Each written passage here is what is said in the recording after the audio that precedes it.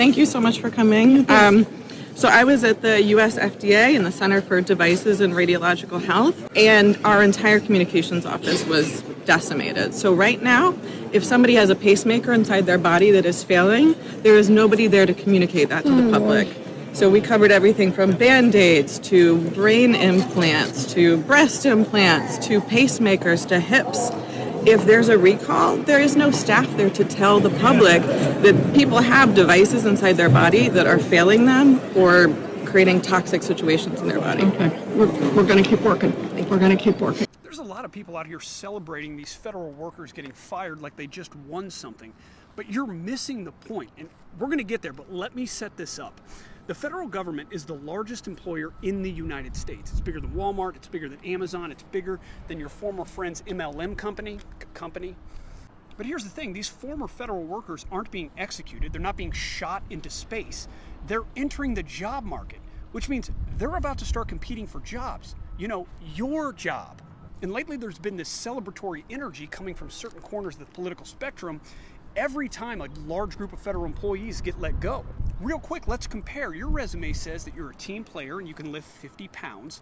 Their resume says they've negotiated multilateral arms deals and are fluent in 3 languages. Now, no shade to wherever you worked before, but anyone with a functional brain that's hiring people are going to think the stakes were slightly higher at, say, the State Department. And let's not forget, they all have college degrees, and it might not mean anything to you, but it certainly does to almost every employer. So you can laugh it up while these federal workers lose their job, but just know, you're not watching your enemies disappear, you're watching your new competition arrive. We're 9 days into a government shutdown, and for federal employees, the White House has backed off of both firing federal employees and not paying those that have been furloughed because they've gotten broad bipartisan pushback against that idea. Essentially, both Republicans and Democrats have come out and told the White House, look, you can't do that.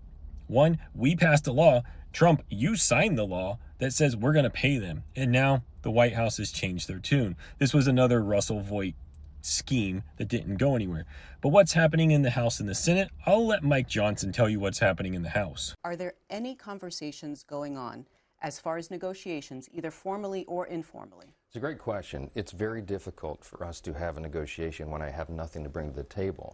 There you have it from Mike Johnson, that he has nothing to bring to the table. The House Republicans don't want to do any work because there's no work to do, according to him, because Democrats in the Senate need to pass the clean continuing resolution, even as John Thune in the Senate's unwilling to negotiate to come to a point where they might be able to pass a continuing resolution. So it looks like the shutdown will continue to drag on.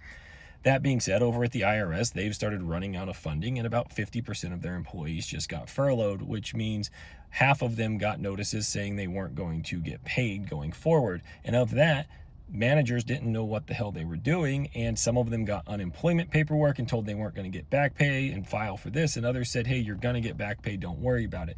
So their messaging is very mixed, and that's because there's a failure of leadership from the top down in the executive branch. From the White House to the worker, there is no consistent messaging other than hurt federal employees, and that comes right out of the Office of Management and Budget and Russ Voigt.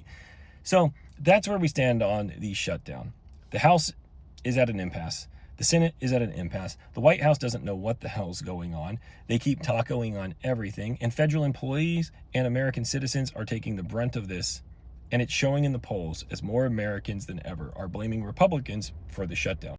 Just got laid off from my federal government job. I don't know. Feeling angry, very angry, frustrated. It sucks. I worked in the IRS, small business, self-employed. And now there's going to be a lot of people on unemployment. Okay, right now there is no one who is as scared as a federal worker today. Federal workers are scared because anytime you log into your computer and you don't find any email that is asking you to have been laid off by the government, you feel safe. It's just an anxiety to them, you know. So it happened that they are scared because of one or two things, because you can wake up one day in the morning and you are off work anytime, any day.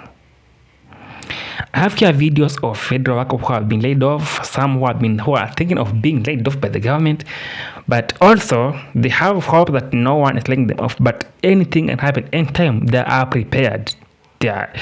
Today in America, being laid off is not any like a big thing to them, you know. So let's talk the video and we'll come back and comment on them. With over 200,000 federal employees now being laid off, we will all feel it, and here is why. Laid off federal employees will flood the private sector, which means it'll be a lot harder for everyone to get hired. As a result, some of these companies won't even be willing to negotiate a job offer because they feel like someone else will take that. Let's also talk about the longer wait times for tax returns, Social Security. Fewer workers means more of a delay. And if you already do have a job, some of us may face harsher treatments. A toxic job will make you feel like you're easily replaced, especially since there's more people willing to take your spots. So this mass layoff will affect all of us, but what are your thoughts? Do you feel like the government has the right to cut all these jobs? I'm curious to know. Drop it down in the comments.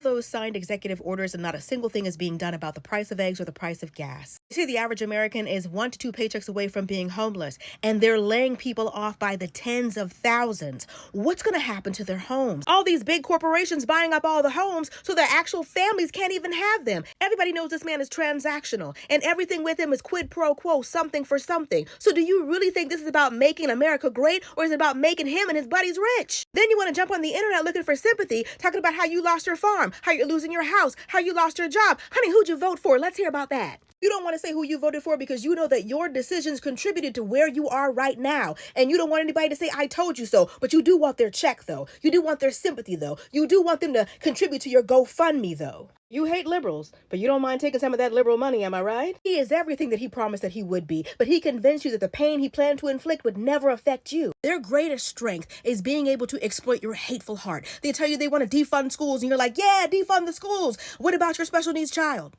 What about the free lunch your child receives? Oh, didn't think about that. Let's get rid of all those freeloaders on Obamacare. That's right, get rid of all those freeloaders on Obamacare. But don't you touch the Affordable Care Act.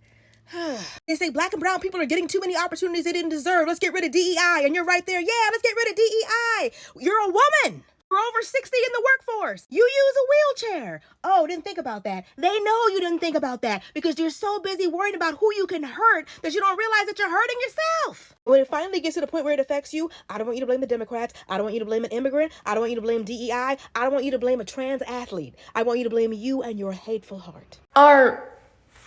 Are y'all okay?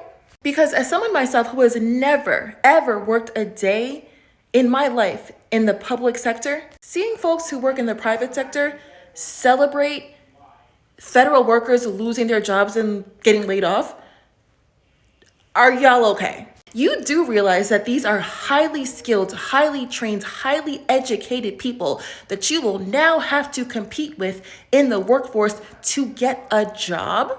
These same people who were probably doing more than you and getting paid less, who are now going to compete for your job and might just be okay getting paid less? Why? Why are you celebrating? I'm genuinely confused who you think the government was employing. Do you know how competitive those jobs are? The lack of thinking right now. And why some people are scared, anxiety of when they are going to be laid off. Some people are scared of being laid off. There is some people are quitting their job. Let me talk about FedEx. FedEx people have been being laid off, but also people have been resigning from that job. You find somebody packing over 100 bucks on the truck, and then they feel like they might get a salary maybe at an hour rate, but now they find that the salary it ain't there anymore, or salary has been deducted from by the company. So some people choose to quit the job. Another job that people have been quitting is tracking. Tracking, however, has been quitting there because of they're working for many hours and they get paid with less amount of money. Well, as a lot of you guys already know, I do have the truck tentatively sold on Monday. I mean, it's not over till it's over, but it's almost sold. I've got a deposit. I'm going to meet the guy on Monday. I'm going to give him the keys. We're going to get the bill of sale done, and I'm going to be out of the trucking game. Guys, it was supposed to last 3 years. It lasted 5 years. I really appreciate the business. The business was good to me, although challenging a lot. Owning a truck is not always the easiest thing, but if you do it, you can do it right and it can be successful. But needless to say, I'm stepping out of the game. I am quitting trucking. I'm going on to the next chapter, which essentially was the first chapter of my life, to go be a pilot. So I'm going to go try to be a pilot again. I've already got a commercial pilot's license, but I am not current. I am not experienced anymore like I used to be. So I've got to redo all that stuff just to get back in the seat, get back in the game. So stay tuned. I hope you join me for my journey. It's going to be interesting. It's going to be a little nerve-wracking. There's a lot of unknown, but we're going to make it happen. I appreciate all the positive words. You guys are awesome. So American federal workers are being laid off because of one or two things. Some people are scared of being laid off, but others are quitting the job because they don't want to wait for it to happen to them. They quit the job and then they move to another place. They move to another place to work there, maybe, you feel me? So it's up to them to choose to either work for them or whether work for FedEx or maybe look for another job. Because if you work more, sometimes you find that somebody is cutting your salary. They just cut your salary because they deduct your salary for some reasons. I don't know, but it's up to Americans who maybe are employed by the government to think of something better, because otherwise they will not believe this. They won't believe their eyes. It's up to them to think twice or think bigger or bolder. This is Global Tales. Subscribe, share, and leave a comment in the comment section. I'll come back and reply to every comment that any of you would have given to me. So till next time, more than peace be with you. I love you.